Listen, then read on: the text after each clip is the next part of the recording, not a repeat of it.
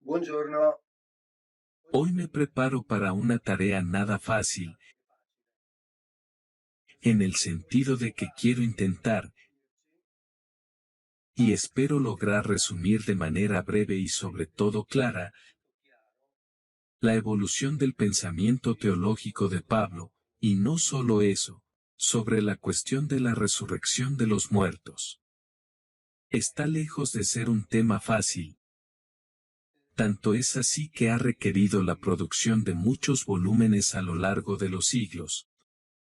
Porque ha habido una evolución en el pensamiento de Pablo.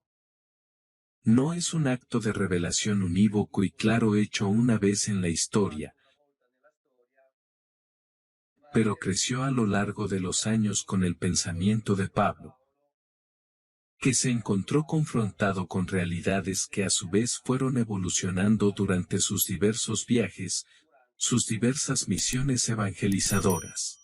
Mientras tanto, la pregunta no es fácil porque debemos saber que en realidad, Jesús y Juan Bautista no trataron explícita y directamente este tema, y por lo tanto no es una, por así decirlo, una revelación divina como dije antes, sino la evolución del pensamiento de Pablo que tomó la figura de Jesús y la elaboró en función, por así decirlo, del público, diríamos hoy, es decir, de los oyentes con los que se encontraba de vez en cuando. Así que intentemos ser claros en los distintos pasos, y también ser esquemáticos para que nos entendamos. Mientras tanto, hay que decir que al principio es posible, incluso según los estudiosos, está bien establecido que la cuestión de la resurrección se refería exclusivamente a Jesús, y tenía un valor preciso, es decir, a través de la resurrección, Dios Padre estableció oficialmente a Jesús como su Hijo. En la carta a los Romanos, Pablo escribe sobre Jesús, constituido Hijo de Dios con poder, según el Espíritu de santificación, mediante la resurrección de entre los muertos. Estamos en el primer capítulo de la carta a los Romanos, y hay esta declaración clara y explícita, fue constituido Hijo de Dios mediante la resurrección de entre los muertos. En realidad, ya antes de la carta a los Romanos, es decir, en la primera carta a los Tesalonicenses, que es el primer documento del Nuevo Testamento, por lo tanto, es anterior a los Evangelios. Antes de los Hechos de los Apóstoles, Pablo se ve obligado a plantear un problema que por el momento es todavía muy limitado. Es decir, habían pasado algunos años desde la muerte de Jesús y de Pablo, que predicaban la venida del reino de Dios, es decir, todos los primeros cristianos esperaban de un momento a otro, esto debe quedar claro, el regreso de Jesús, es decir, la llamada parusía, que en realidad no sucedió. Mientras tanto, algunos creyentes comenzaron a morir, y por lo tanto, el problema que surgió, fue entender qué ocurriría con estos creyentes, dado que la predicción, era que pasarían vivos al reino de Dios. Jesús hubiera llegado en cualquier momento, como dice la misma fórmula con la que los invitaron, que era Maranatá, es decir, ven Señor, danos fuerzas, te estamos esperando, no tardes. Por eso, en la primera carta a los Tesalonicenses, que decía, es el primer documento del Nuevo Testamento, en el capítulo 1, él, dirigiéndose a los habitantes de Tesalónica, dice, de hecho, los mismos habitantes nos cuentan la buena acogida que tuvimos de vosotros, y cómo os habéis convertido de los ídolos a Dios, para servir al Dios vivo y verdadero, y esperar del cielo a su Hijo quien resucitó de entre los muertos, Jesús, que nos libra de la ira venidera. Pero la ira que vendría en aquel tiempo, es decir, el juicio que sería inminente en definitiva, y dice de hecho, vosotros, hermanos, os habéis hecho imitadores de las iglesias de Dios que están en Judea, en Cristo Jesús, Pues vosotros mismos sufrimos las mismas persecuciones por parte de sus compatriotas, así como las de los judíos que mataron al Señor Jesús y a los profetas, y nos persiguieron a nosotros. No agradan a Dios, y son enemigos de todos los hombres. Esta es una afirmación que luego se ha utilizado a lo largo de los siglos, obviamente porque se entiende que podría representar una especie de primera afirmación de antisemitismo explícito, es decir, los judíos mataron a Dios y son los verdaderos enemigos que persiguieron a los seguidores de Jesús. Pero allí estábamos todavía en una época en la que los muertos eran pocos, relativamente pocos en comparación con los vivos que pasarían, vivos, al nuevo reino. Nuevo reino que en los evangelios está escrito que en realidad ya llegó. Entre otras cosas, usan el verbo en tiempo perfecto, es decir, el nuevo reino ha llegado, entonces debe llegar a buen término, no es que llegará en el futuro, y por lo tanto, ¿quién va a entrar al nuevo reino? Los que creen en Cristo, y estos son los que serán salvos. Así pues, en realidad todavía estamos relativamente lejos del problema de la muerte, es decir, del problema de qué habría ocurrido con aquellos que habían muerto mientras tanto, en espera de la llamada parusía, es decir, la llamada venida o regreso de Jesucristo. Y nuevamente en la carta a los tesalonicenses, quienes evidentemente comenzaron a plantearle este problema, aunque todavía era de poca importancia, dice, no queremos dejaros en la ignorancia, hermanos, acerca de los que duermen, es decir, los muertos, para que no seáis afligidos como los demás que no tienen esperanza, es decir, los paganos. Los paganos no tienen esperanza, pero aquellos que han muerto en Cristo todavía pueden tener esperanza, por así decirlo, o al menos, los vivos pueden tener esperanza de que aquellos que han muerto en Cristo participarán de la salvación, porque si creemos que Jesús murió y resucitó, así también Dios reunirá con él a los que durmieron en Jesús.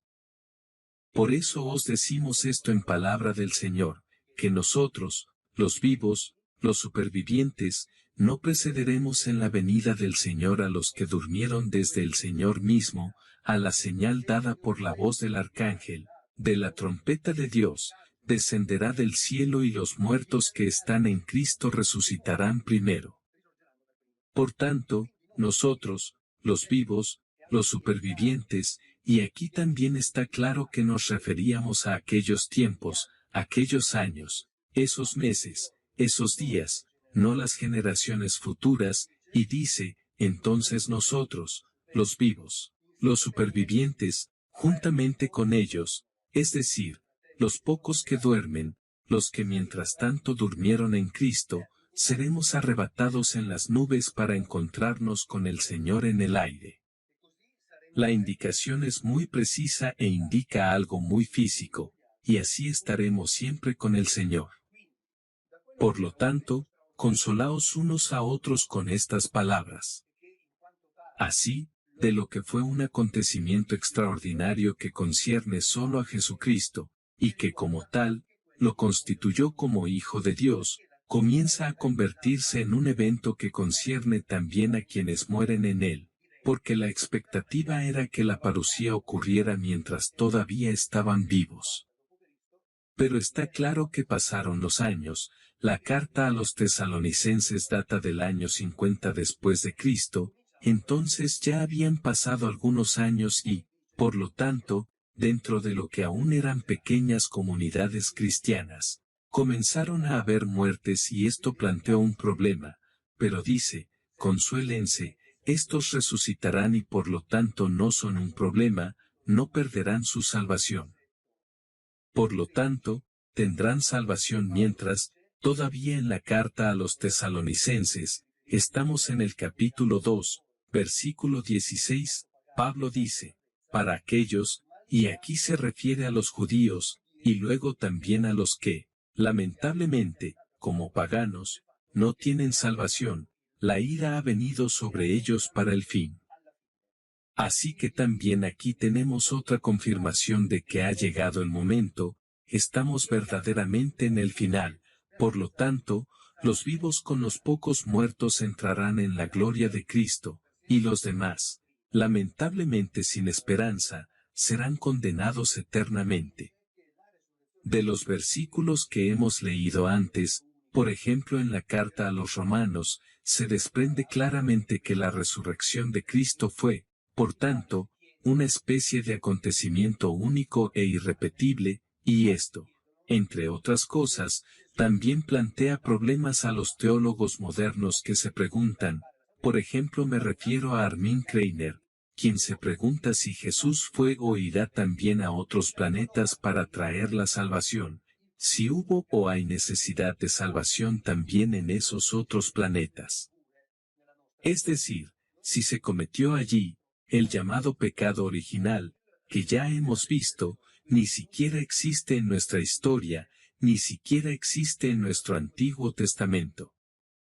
Por lo tanto, el problema de la resurrección no habría existido en sí mismo si entre tanto no hubiera habido muertes, pero estas son obviamente inevitables, señaló Pablo, y esto lo entendemos leyendo las cartas. Entendemos que él responde a las objeciones de los fieles, y esto sucedió porque Jesús tardó en regresar. Aquí me vienen a la mente las palabras del teólogo Sergio Quincio, quien dice que los cristianos son loables porque desde hace 2000 años, ahora más, se mantienen fieles a una promesa incumplida, porque han pasado 2000 años y no ha regresado, y hay que pensar que los primeros cristianos pensaban que regresaría algunos días, algunos meses, a lo sumo algunos años después, pero, en cualquier caso, mientras estaban vivos. Y entonces, en las diversas comunidades cristianas, especialmente por ejemplo en la de los Corintios, nuevas teologías comenzaron a desarrollarse, nuevas teologías que, entre otras cosas, también estaban en conflicto entre sí. Debo decir que, al leer las cartas a los Corintios, estos habitantes de Corinto le crearon bastantes problemas a Pablo, precisamente porque ellos mismos hicieron preguntas correctamente, elaboraron respuestas, se las presentaron a Pablo, también criticaron las acciones de Pablo, y él, por supuesto, se vio obligado a contestar. Digamos que en el intento de dar estas respuestas, comienza a desarrollarse una doctrina, la de que la muerte y resurrección de los individuos ya ocurre a través del bautismo. Y esto lo leemos directamente en las palabras de Pablo en la carta a los Colosenses. En el capítulo 2, en el verso 10 dice, fuisteis llenos en aquel, que es la cabeza de todo principio y potestad en él.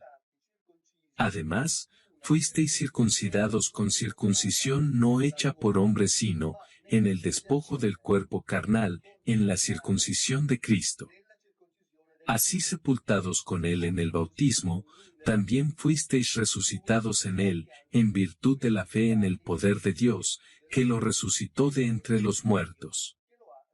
Es decir, el acontecimiento que esencialmente sigue siendo interpretado, como casi exclusivo de la resurrección de Cristo, se convierte también en el acontecimiento por el cual, mediante el bautismo, se muere y se resucita con vida nueva, ahora en esta vida, en espera de la parucía, y esta también podría ser útil, obviamente, para los muertos. Tanto es así, que incluso existe, y cuando lean las cartas de Pablo lo encontrarán, incluso, por así decirlo, el bautismo por poder, es decir, hubo personas vivas, que fueron bautizadas por los muertos que no fueron bautizados, y de esta manera transfirieron este concepto de salvación de ellos mismos a los muertos, como si esos muertos hubieran sido bautizados en vida. Entonces, por así decirlo, se buscaron todas las respuestas posibles para garantizar la resurrección y la vida eterna a todos los creyentes en Cristo. Ahora creemos en la resurrección de la carne tal como es, pero, en realidad, ahora también veremos ocurrir transformaciones. Como dije antes, el tema no es fácil, entre otras cosas no es fácil tratarlo porque hoy en día, mi síndrome de Tourette es particularmente malo para mí, así que también tengo que luchar contra él, pero volvamos al tema. En la carta a los Corintios, he dicho antes que los corintios crearon bastantes problemas, porque elaboraban sus propias teologías. En el capítulo 15 de la primera carta a los Corintios se hace un razonamiento que es menos enrevesado, y que significa que la resurrección de Cristo, que hasta ahora hemos visto, que es un acontecimiento único e irrepetible. Y decía antes, había mencionado al teólogo Armin Kreiner que dijo, pero si estas cosas, si estos pecados se cometen en otros planetas, ¿Cristo también irá a sacrificarse en otros planetas, o no? Y obviamente es un problema importante, aquí decimos ahora, tengamos cuidado con el razonamiento lógico, si se predica que Cristo resucitó de entre los muertos, ¿cómo pueden algunos de ustedes decir que no hay resurrección de los muertos?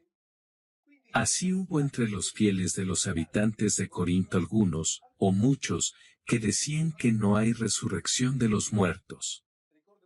Recuerdo que incluso en el Antiguo Testamento había el mismo problema, es decir, los fariseos predicaban una especie de vida después de la muerte, mientras que los saduceos, es decir, las castas sumos sacerdotales, sostenían que después de la muerte no hay nada y todo sucede aquí, incluyendo recompensa y castigo.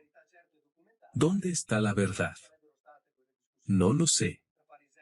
Si hubiera una verdad cierta y documentada no habrían existido esas discusiones entre fariseos y saduceos, no habrían existido estas, digamos, elaboraciones teológicas conflictivas entre ellos, por ejemplo, entre los fieles de la ciudad de Corinto.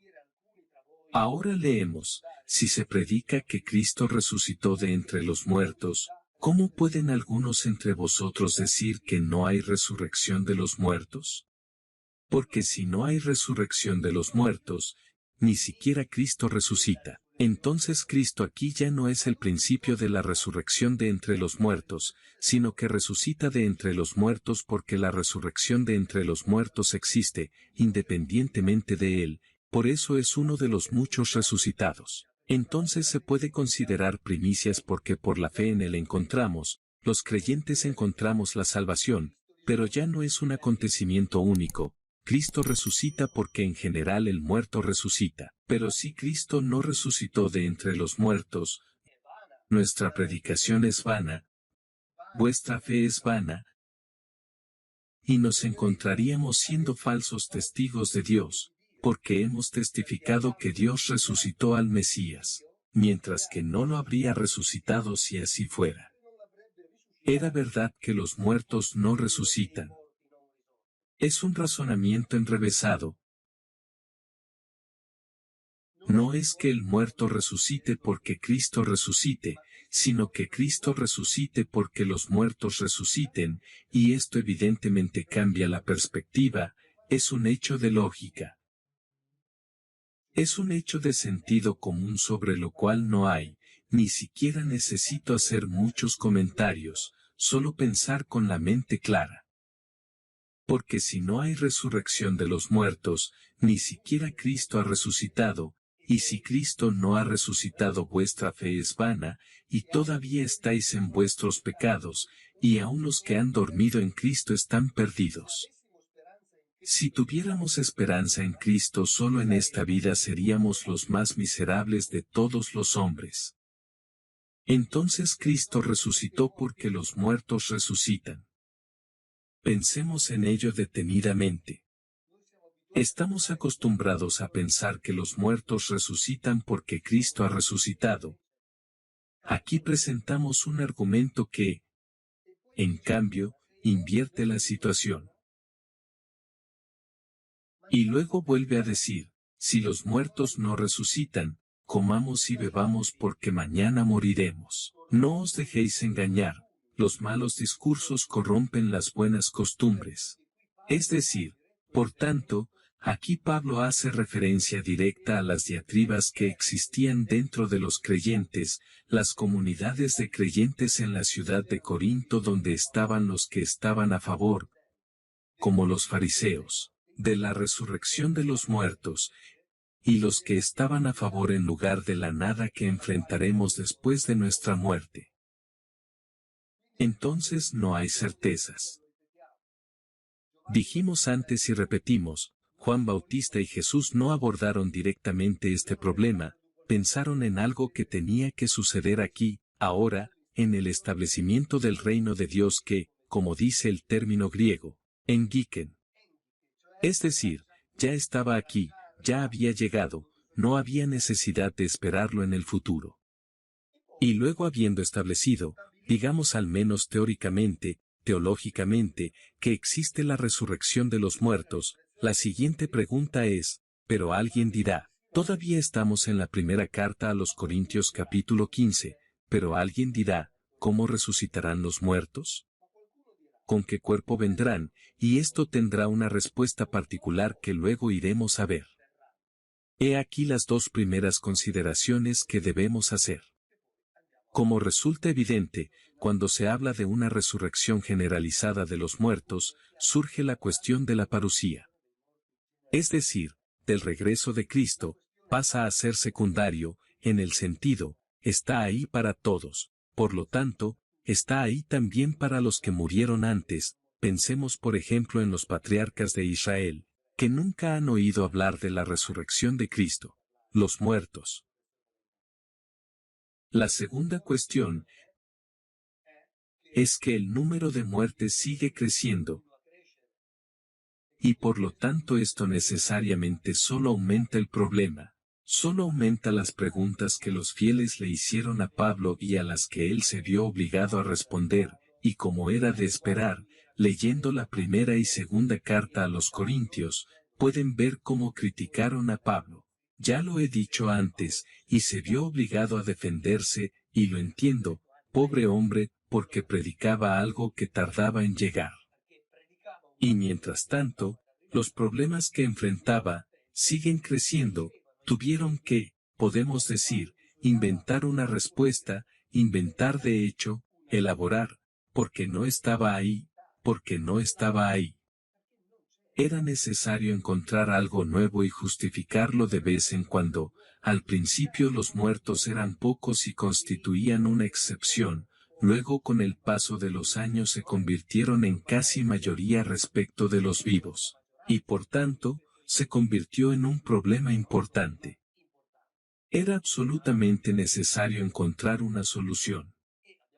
Dijimos también que surge una segunda pregunta en respuesta a esta pregunta, ¿cómo resucitamos?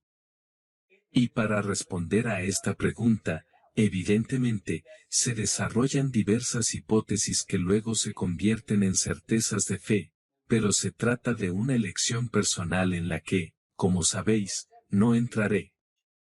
Luego, nuevamente en Corintios dice, Cristo ha resucitado de entre los muertos, primicias de los que duermen, ya que si la muerte vino al hombre, Adán. Para el hombre también hay resurrección de entre los muertos. Y como todos mueren en Adán, así todos seremos vivificados en Cristo.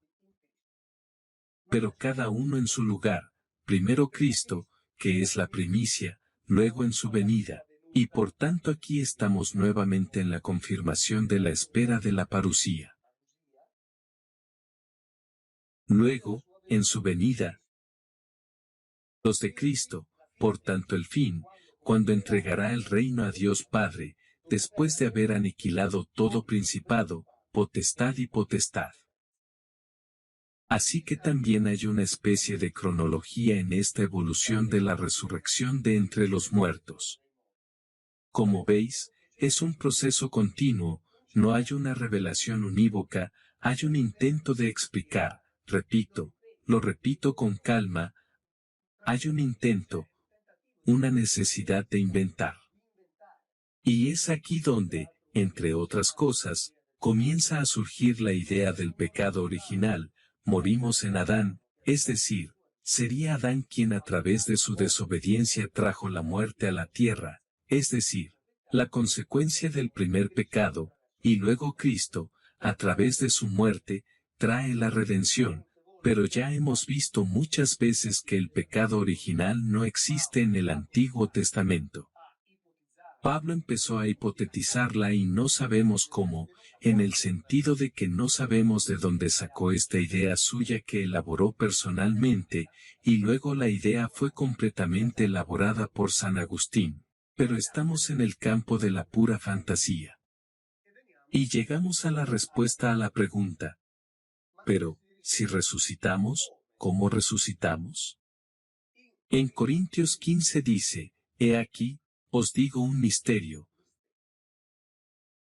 No todos moriremos, pero todos seremos transformados en un instante, en un abrir y cerrar de ojos, a la última trompeta.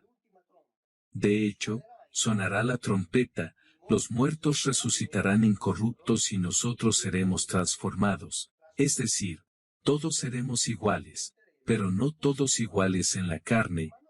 Escuchen. Este cuerpo corruptible debe vestirse de incorruptibilidad y este cuerpo mortal debe vestirse de incorruptibilidad, revestirnos de inmortalidad. Así que todo cambiará, no hay resurrección en carne y sangre como dirían los ingleses, sino que todo debe transformarse, los muertos se transformarán y los vivos se transformarán y nosotros, todos serán iguales. Por lo tanto, el cuerpo carnal será revestido de un cuerpo espiritual, y por lo tanto, estas son las modalidades de la resurrección, métodos verdaderamente elaborados, métodos teóricos que no están atestiguados, documentados, menos aún en el Antiguo Testamento, lo que significa que Dios Padre, en lo que respecta a la autopsia, ha dejado a sus fieles en total ignorancia durante 2000 años. ¿Pero es esto alguna vez posible? ¿No es absurdo solo pensar eso? Pidiendo lealtad y aún sabiendo, digamos, que habrá recompensa después de la muerte. No hables de ello sino di, si me eres fiel, aquí te recompensaré y te castigaré, y tú me eres fiel. Te haré crecer. Si no me permaneces fiel te destruiré. ¿Es alguna vez posible pensar en algo como esto? Debe llegar Pablo 2000 años después de Abraham. No hablemos de Adán, después de Abraham, para elaborar teóricamente, y cambiar a lo largo de los años también el tipo de elaboración que conducirá a la definición final de la resurrección de los muertos, a la que luego estamos llamados a creer? Ahora creo que es difícil. Obviamente los que tienen fe mantendrán su fe, deben hacerlo. Si esta fe le hace vivir bien, es absolutamente necesario que la viva plenamente. Cuento lo que se deduce de los textos y también quiero hacer, como dije antes, que se han escrito miles de volúmenes sobre la cuestión teológica. Luego quiero tomar un volumen que proviene precisamente de los estudios bíblicos escrito por un profesor universitario, por un ordinario del Nuevo Testamento, que es Jürgen Bacher, que condensa esta historia de la evolución del pensamiento teológico sobre la resurrección de esta manera.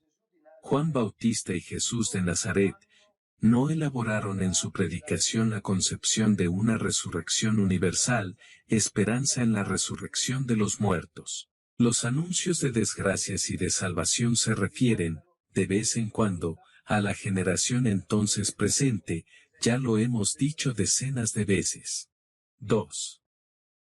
El material tradicional más antiguo, que se centra en la resurrección de Cristo de entre los muertos por obra de Dios, pone de relieve el carácter excepcional de esta acción divina, para expresar así la legitimación renovada de Jesús, que fracasó en la cruz. Por lo tanto, este acontecimiento no puede relacionarse con la resurrección general de los muertos. Volvemos brevemente sobre el camino recorrido.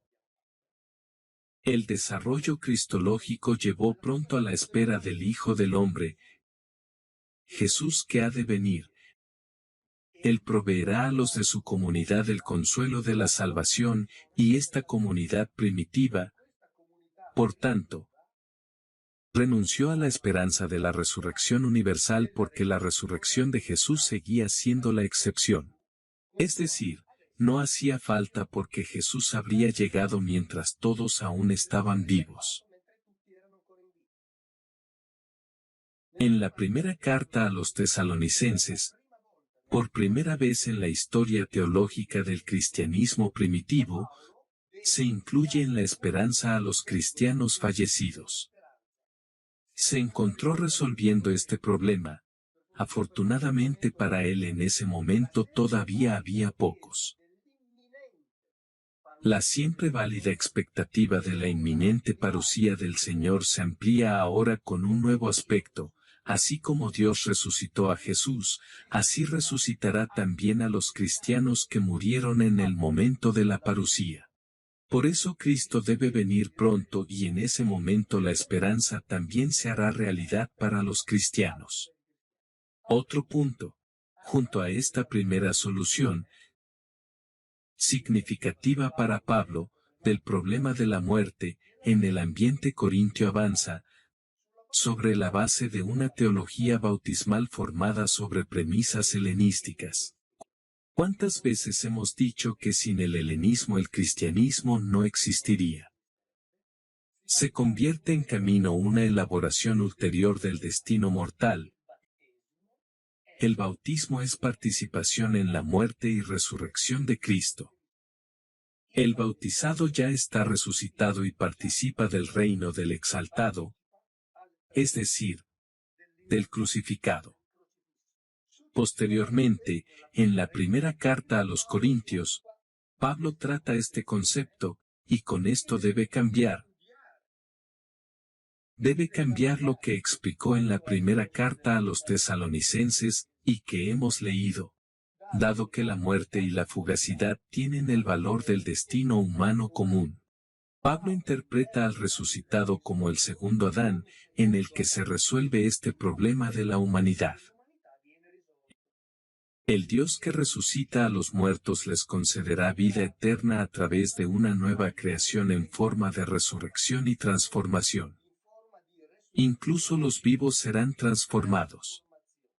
Es decir, mientras los primeros cristianos pensaban entonces en entrar vivos como estaban, sin cambiar, en el nuevo reino que ya había llegado, Pablo se ve obligado a decir que los vivos y los muertos serán transformados. También porque, evidentemente, los muertos se habían convertido entre tanto en esqueletos comidos por los gusanos. El himno comunitario de la carta a los filipenses ha sido reconocido como poscorintio, y describe una imagen de esperanza donde ahora, por primera vez de forma programática en la historia del cristianismo primitivo, es el mismo Cristo quien transforma. Es decir, primero Pablo dijo, Dios nos transformará, luego posteriormente este potencial de transformar a vivos y muertos es transferido a Cristo. Luego viene el Evangelio de Juan, que es esencialmente el último de los evangelios, y que está escrito algunas décadas después de las cartas de Pablo, quien se ve obligado a hacer una síntesis adicional.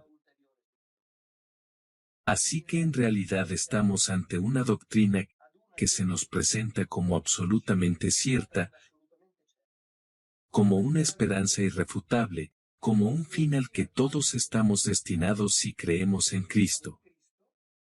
Pero hemos visto que este fin cierto no es otro que producto de una evolución de 10 años del pensamiento de Pablo, y de algunos creyentes que desarrollaron sus propias teologías a las que Pablo se adaptó, teniendo que dar respuestas, y adaptó elaborando. Necesitamos saber esto, y sabiendo esto, cada uno de nosotros debe elegir libremente, sabiendo que hay otras religiones que proponen otras soluciones. El hinduismo propone la reencarnación, el jainismo propone una reencarnación diferente a la reencarnación hindú. El budismo promueve un renacimiento diferente tanto a la reencarnación hindú como a la reencarnación jainista, es decir, cada religión ha propuesto su propia solución al miedo a la muerte. Pues bien, cada uno de vosotros es libre de superarlo como quiera, eligiendo entre las distintas propuestas, la que considere más realista, o la que esencialmente les haga vivir mejor aquí y ahora. Ciao, grazie e alla prossima.